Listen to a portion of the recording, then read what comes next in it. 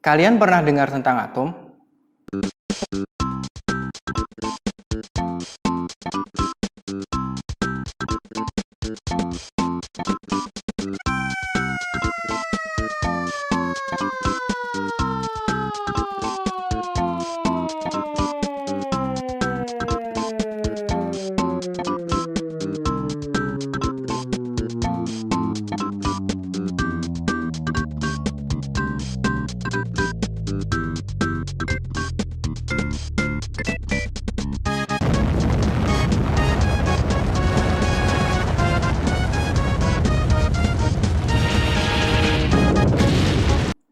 Bukan yang itu.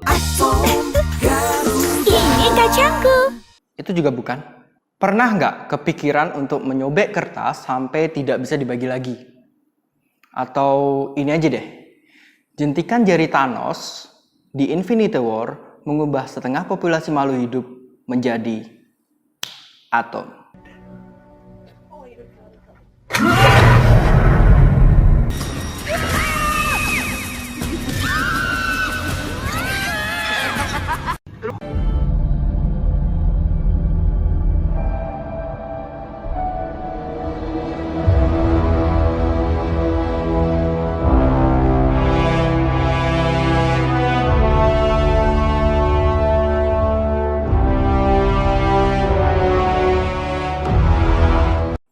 Halo Kemis, ketemu lagi dengan Heru di sini. Di video kali ini kita akan membahas tentang atom.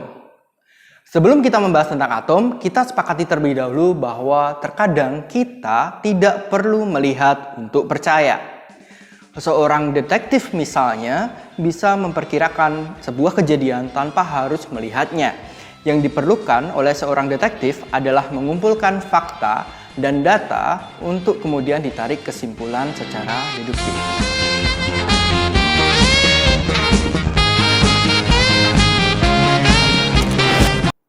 Sebuah benda dapat terlihat karena dipantulkan oleh cahaya. Masalahnya, atom berukuran lebih kecil dari cahaya. Karena itulah, untuk memahami atom, kita memiliki imajinasi. Oke, kita bahas mulai dari sejarahnya dulu ya. Tapi disclaimer, apa yang akan saya ceritakan mungkin tidak sesuai dengan fakta sebenarnya. Tetapi sama sekali tidak menghilangkan poin-poin penting mengenai perkembangan teori atom. Semua ini dimulai pada 500 tahun sebelum Masehi. Di hari yang cerah, seorang filsuf Yunani yang bernama Demokritus ngumpul bareng sama teman-temannya. Pada waktu dia potong kue, tiba-tiba dia kepikiran. Dia bilang ke teman-temannya kayak gini, jika kue ini aku potong, akan tiba saatnya kue ini tidak bisa dibagi lagi.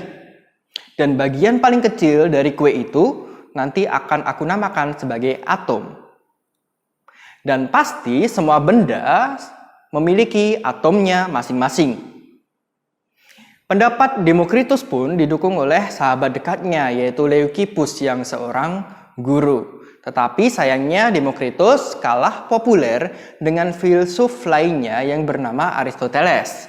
Aristoteles bilang, Anda salah bos. Yang benar penyusun benda itu adalah Water, Earth, Fire, Air.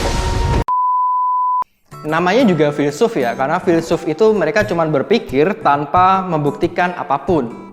Sampai akhirnya tahun 1808, seorang ilmuwan Inggris bernama Dalton berhasil membuktikan bahwa Demokritus yang benar. Pada waktu itu sudah ditemukan beberapa unsur, dan menurut Dalton, setiap unsur ternyata memiliki atom yang berbeda. Perkembangan mengenai atom dilanjutkan pada tahun 1904 oleh J.J. Thomson. Dia mendesain ulang tabung vakum sinar katoda yang dialiri oleh listrik tegangan tinggi. Saat Thomson melewatkan sinar ke dalam muatan magnet positif dan negatif, ternyata sinar katoda berbelok menjauh ke kutub positif atau menjauh dari kutub negatif. Eksperimen ini adalah awal mula ditemukan elektron. Sebagai informasi, listrik ditemukan terlebih dahulu sebelum ditemukan elektron. Thomson berpendapat atom pasti mengandung muatan negatif, dan dia mengusulkan model atom plum pudding model, atau disebut juga sebagai teori roti kismis dalam bahasa Indonesia. Atau kalau kalian tidak tahu atau tidak pernah melihat roti kismis, bayangkan saja onde-onde. Thomson berpendapat bahwa atom adalah bola yang bermuatan positif pada rotinya dan bermuatan negatif pada kismisnya. Atau kalau kalian bilang onde-onde, berarti atom adalah bola yang bermuatan positif pada rotinya dan bermuatan negatif pada wijen pada onde-onde. Teori Thomson kemudian disempurnakan oleh Rutherford pada tahun 1909. Rutherford menembakkan sinar alfa pada plat tipis emas, di mana emas mewakili sekumpulan atom.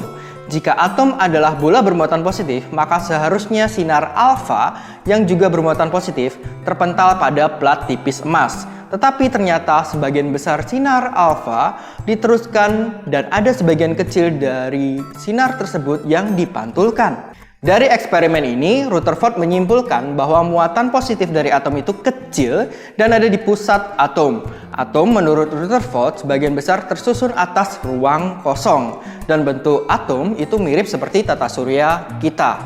Sayangnya, Rutherford tidak mampu menjelaskan dengan perhitungan bahwa elektron berdasarkan modelnya itu tidak akan jatuh ke inti.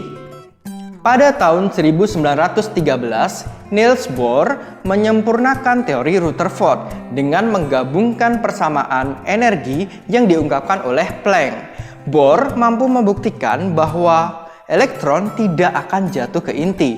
Elektron sendiri dikatakan oleh Bohr akan menempati kulit-kulitnya yang dinamakan kulit K, L, M, dan N dengan aturan pada tiap kulit adalah maksimal berjumlah 2N pangkat 2 dengan N adalah kulit keberapa.